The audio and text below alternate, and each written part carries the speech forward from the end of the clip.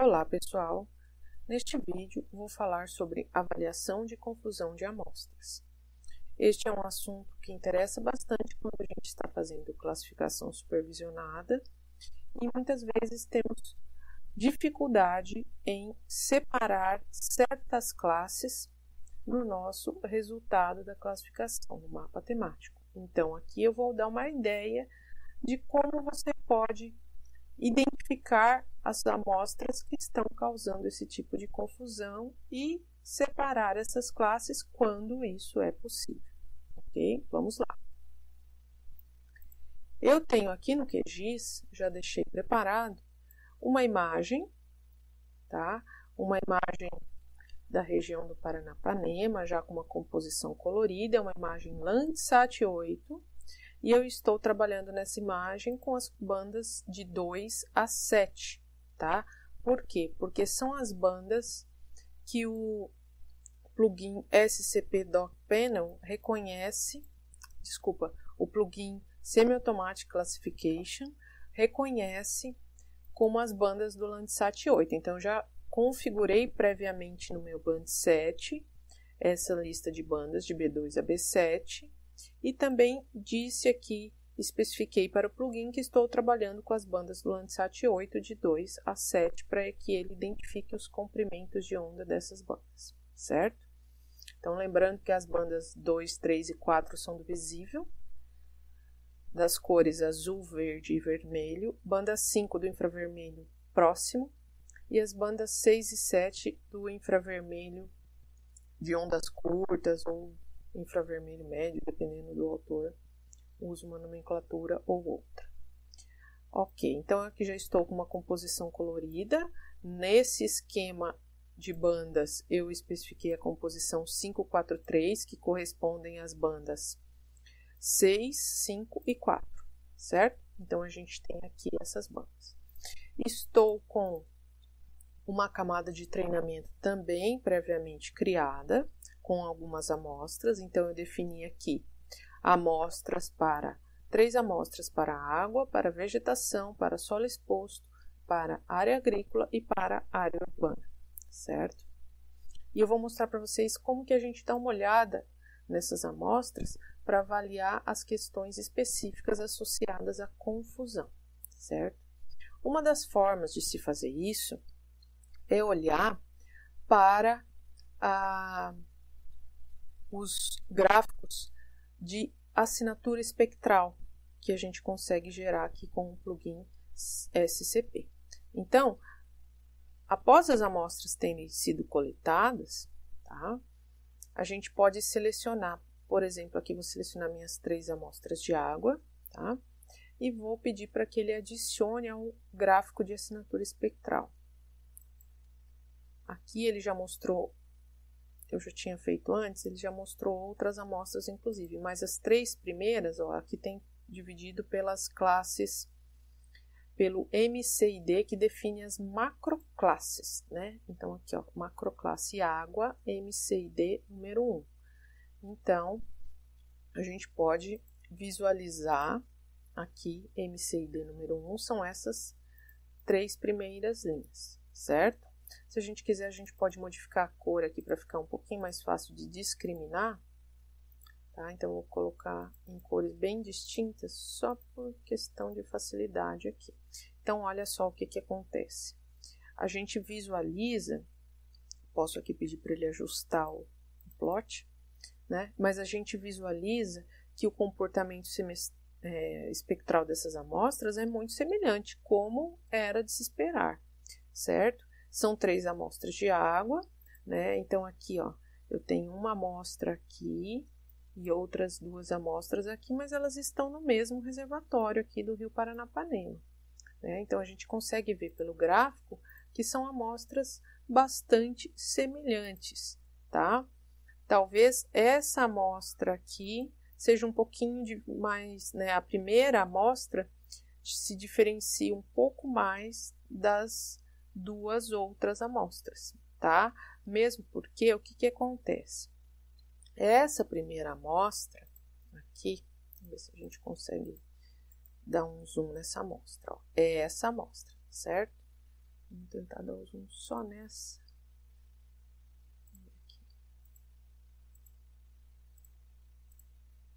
Ele não está deixando de mostrar, mas essa primeira, vamos ver se a gente consegue apenas ter essa certeza aqui, ó. Vamos olhar para o treinamento. Opa. Então, essa primeira amostra de treinamento, vou pedir um zoom para ela. É essa aqui mesmo, tá? Então, essa maior é a primeira amostra. E as outras duas estão aqui mais no final do reservatório. O que acontece? Se a gente olhar aqui em termos até de composição colorida, a gente vai observar que essa primeira amostra, né, tá numa região aqui em que nessa composição colorida a água está em um tom mais escuro, né, preto, do que as outras duas. Aqui já está um pouquinho mais azulado, né? Não sei se vocês conseguem ver aí no vídeo, mas já está um tom de azul marinho, certo? Então, a gente pode dizer que essa primeira amostra está numa região que tem menos sedimentos e suspensão do que essas outras duas amostras.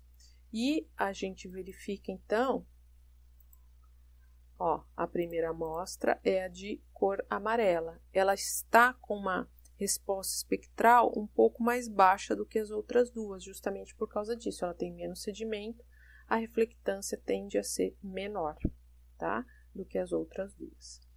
Além dessa verificação aqui de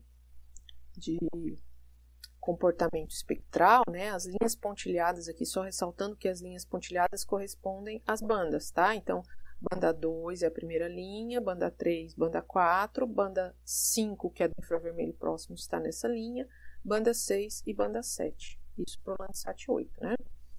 A gente pode, então, verificar agora, para essas 3 amostras, a gente pode verificar as distâncias espectrais que esse plugin nos fornece. Então, o que a gente vai ver nessas distâncias espectrais? Essa primeira distância ela é muito utilizada no cálculo, dá uma base, né, tem uma relação com o cálculo do método da máxima verossimilhança, ou MaxVer. No plugin está como Maximum Likelihood. Tá? A segunda distância é do ângulo espectral, então é do método SAM, Spectral Angle Mapper, tá? E a terceira distância euclidiana é do Minimum Distance, do método Minimum Distance. Essa Bray-Curtis, essa similaridade de Bray-Curtis, ela não está associada a nenhum método específico, mas ela dá uma ideia também de semelhança espectral das amostras.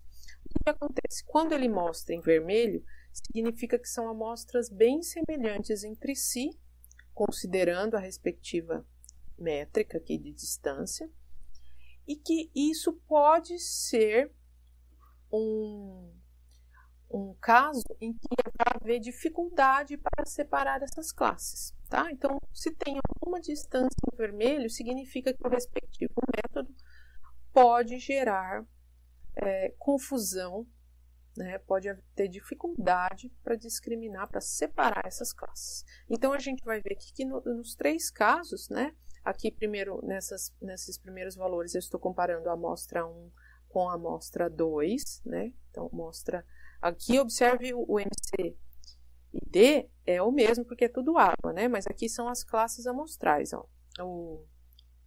A amostra de cada classe de água. Então, eu tenho 3 amostras, 1, 2 e 3. Então, aqui eu estou comparando a amostra 1 com a 1 com a 2, desculpa, a amostra 1 com a 2, a 1 com a 3 e a 2 com a 3, tá? E aqui, como tudo é amostra de água, a gente vai ver que tem vermelho para todo mundo. O que acontece? Se eu estiver visualizando, vamos voltar aqui para a parte do plot, né? Vamos olhar agora para outras 3 classes. Agora eu vou olhar para vamos aqui ver na nossa listinha.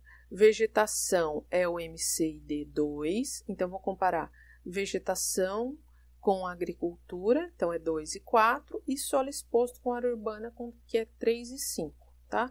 Vou colocar, as amostras estão lá, vou apenas visualizá-las no nosso gráfico. Então, vou esquecer um pouquinho as amostras anteriores. Vamos aos poucos aqui, vou colocar uma de cada, senão vai ficar difícil de ver todo mundo, né? Então, eu vou colocar aqui, ó, uma amostra de agricultura. Deixa eu ver se eu estou confundindo. Não, 2 é vegetação. Então, essa aqui é de vegetação, né? Então, eu vou colocar uma cor verde. Vegetação. Essa aqui é uma amostra de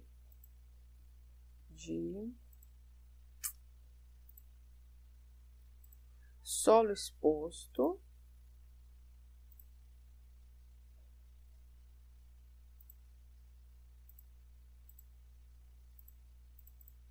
Solo exposto, aqui vou colocar um marronzinho. Depois vem a agricultura, vou colocar um amarelinho. E área urbana, que eu vou colocar aqui nessa cor. Então, vamos tentar visualizar isso aí.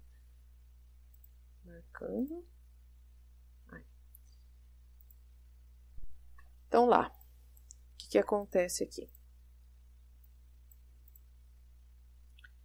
Essa verde aqui, ó, que é de vegetação, né, ela tá aqui, tá? Depois a gente tem solo exposto, que é essa marrom aqui, essa linha marrom, que ficou aqui. Depois a gente tem agricultura, que é a amarelinha, que ficou aqui. E a gente tem área urbana, tá? Que é a tom de roxo aqui, que ficou aqui.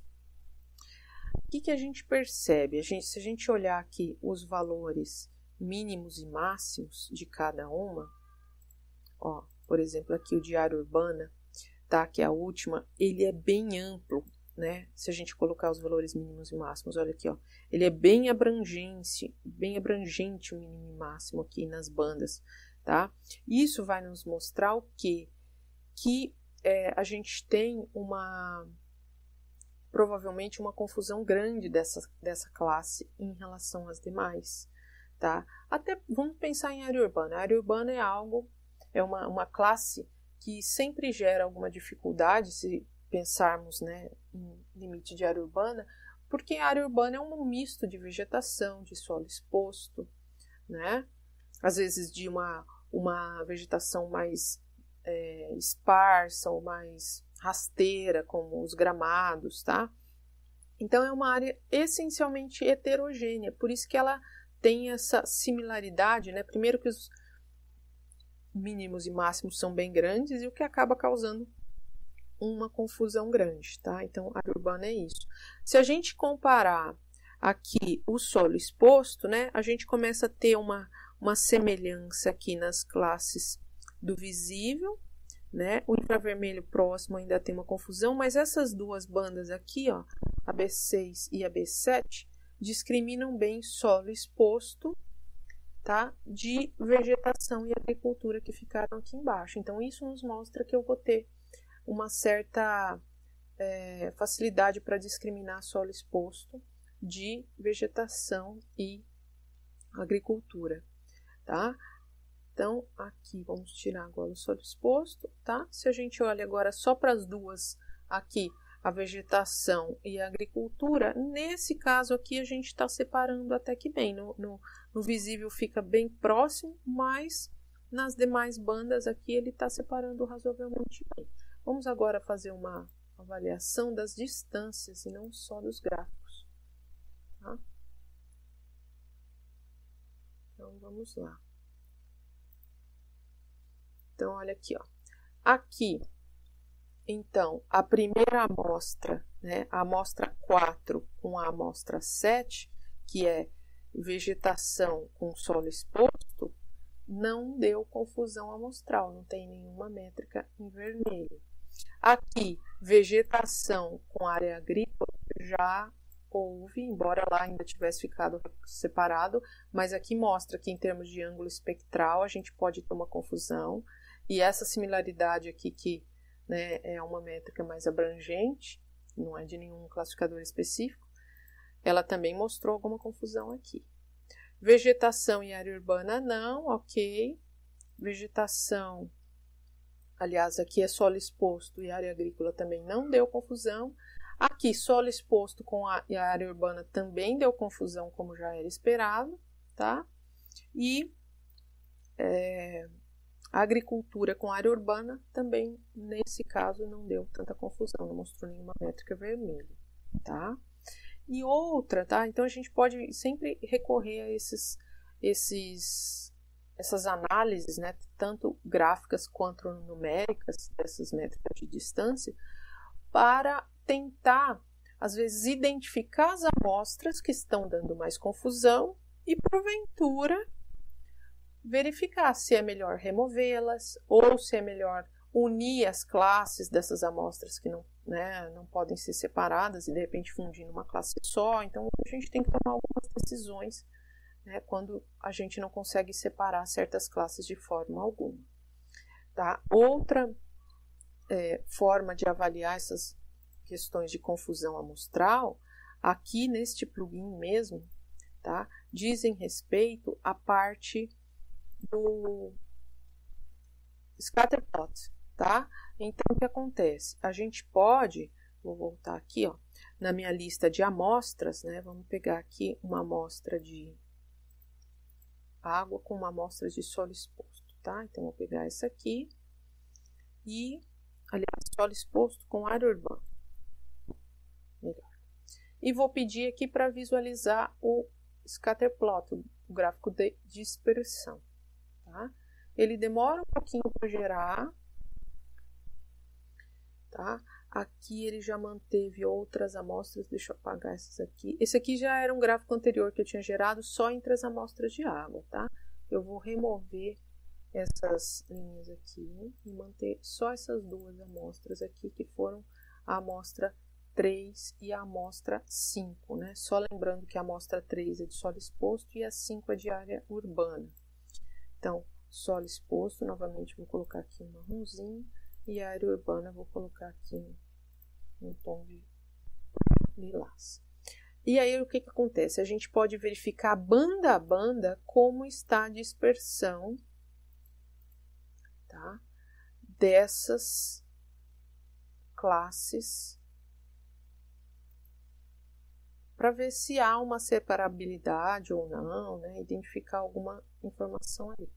Então, a gente sempre pede aqui para verificar, dar um zoom, tá? Aqui a gente pode ir tentando aproximar, se for o caso. Aqui ele ficou bem, como a dispersão é grande, ficou um pouquinho difícil de visualizar, tá? Em relação a... Aqui, vou tentar aproximar um pouquinho. Em relação à dispersão das duas, ó. Mas aqui a gente tem os pixels em tom de marrom. Acho que eu vou mudar um pouquinho esse marrom do solo exposto aqui. Eu vou colocar um amarelo para ver se fica mais fácil da gente observar. Aqui, ó, solo exposto, tá? E aqui a gente tem os pixels de área urbana. Então a gente consegue ver que houve uma separação boa quando a gente compara as bandas 4 e 5, lembrando aqui que a banda 4 na sequência é a banda do infravermelho próximo e a 5 já é do infravermelho médio. Então a gente consegue separar bem os pixels considerando essas duas bandas. Se a gente for pensar em duas bandas do visível, ó, vamos colocar aqui bandas 3 e 2 do visível. Vou pedir para ele desenhar novamente.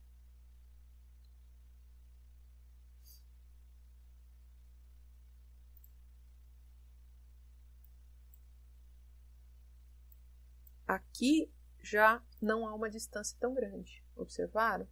Né? Há uma proximidade, ainda está um pouco separado, só que tem alguns pixels aqui misturados. Ó. São esses pixels que vão causar a confusão que eu estou falando para vocês. Né? Então, a gente observa também a importância de se utilizar infravermelho na classificação. Quando a gente trabalha só com visível, vamos colocar 1 e 2 agora. Ó. Quando a gente trabalha só com visível, sempre é mais difícil separar certas classes. Olha 1 e 2, então, como ficou bem misturado aqui. Ó, tá? Então, nesse caso, ó, só com bandas 1 e 2, eu tenho uma dificuldade enorme de separar essas duas classes. Primeiro que também são classes inerentemente muito semelhantes entre si, né? Solo exposto e área urbana, né? Mas aí a gente consegue visualizar essa confusão aqui no gráfico, tá? Bom, pessoal, então acho que o objetivo desse vídeo era esse, mostrar para vocês algumas ferramentas que auxiliam na avaliação dessa confusão amostral, que ajudam a identificar essas amostras, como no caso lá das métricas de distância que eu mostrei, as amostras que estão dando maior confusão e prejudicando o resultado da classificação, tá? E também visualizar, né, a confusão aqui em função das dimensões, das bandas que a gente está trabalhando, certo? Então, eu vou finalizar esse vídeo por aqui.